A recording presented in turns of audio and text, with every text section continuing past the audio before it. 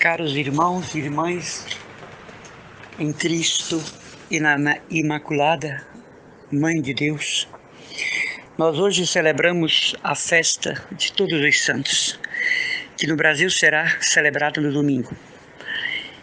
E celebrar Todos os Santos é celebrar o próprio Deus que os fez santos. A santidade não é tanto uma iniciativa da pessoa, mas do próprio Deus. Deus vocaciona os santos. Deus chama os santos para que representem a sua graça no mundo.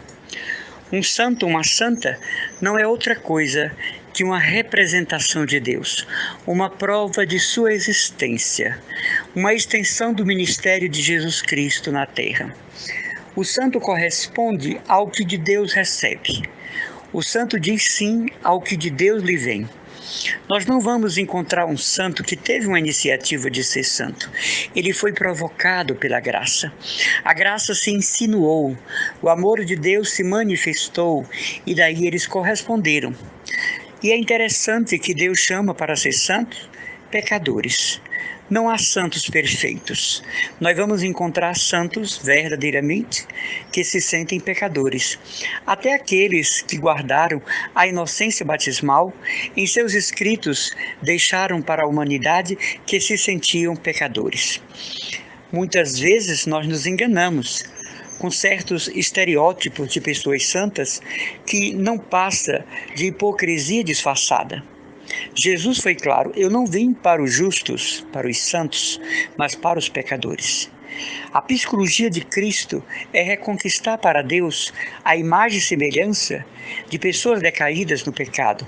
Que o digam os grandes santos como Santa Teresa d'Ávila, que foi uma mulher leviana durante muitos anos, mas não chegou a comprometer a inocência batismal.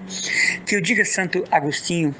São Francisco dizia: se Deus se utilizou de mim que pratiquei toda a carnalidade do mundo, o que não fará com uma pessoa que se dedica a Ele completamente? São Francisco de Assis, vejamos. Segundo os historiadores teólogos, o santo que mais se aproximou de Jesus Cristo. De maneira que celebrar o dia de Todos os Santos, essa pleiade, essa legião de bem-aventurados, é celebrar o amor de Deus derramado, fecundado no coração dos santos.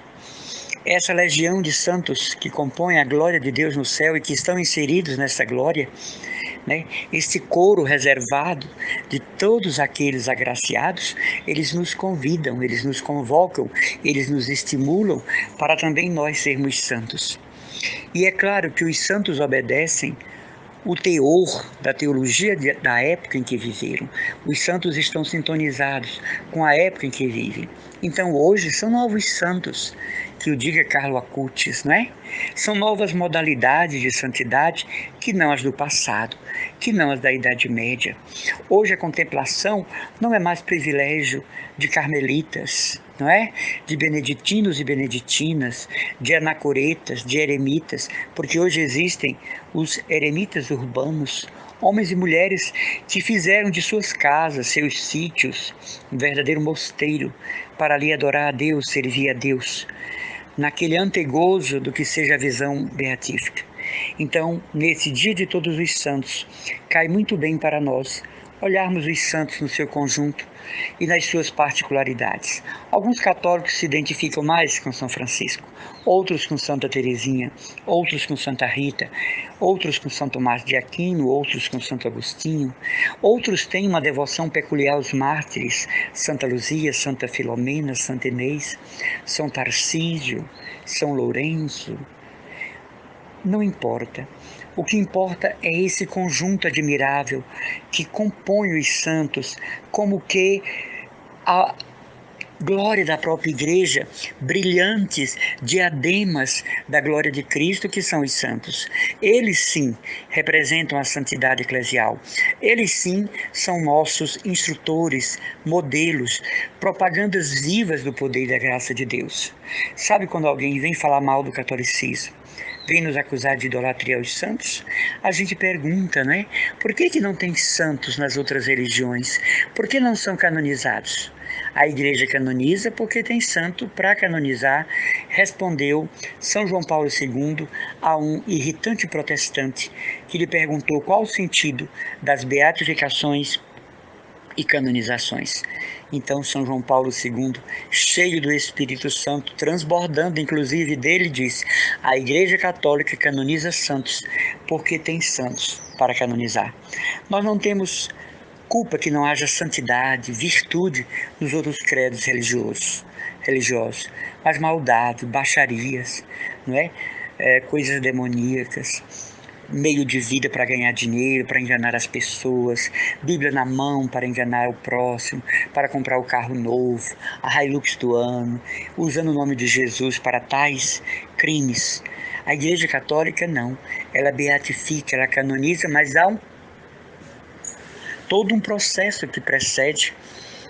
A pessoa primeiro precisa ter sua vida estudada e se torna serva de Deus, depois venerável, e depois um milagre beatificada, mas um milagre canonizado e sobe aos altares. Não é de modo irresponsável, não é de modo, digamos assim, ilícito que a igreja patrocina a santidade de alguém. A igreja segue um princípio moderador, rigoroso, para saber se aquela pessoa indicada aos altares viveu a fé, a esperança e a caridade em grau heróico. Então hoje celebrar os santos todos é não deixar no esquecimento nenhum, até aqueles que nós mal conhecemos ou nem sabemos.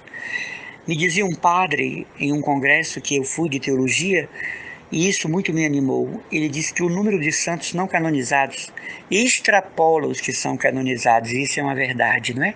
O número de santos não canonizados é muito maior do que os que foram canonizados, porque é aquela santidade anônima, escondida no dia a dia, que se faz e se refaz todos os dias, que não chama atenção sobre si, que não ganha propaganda.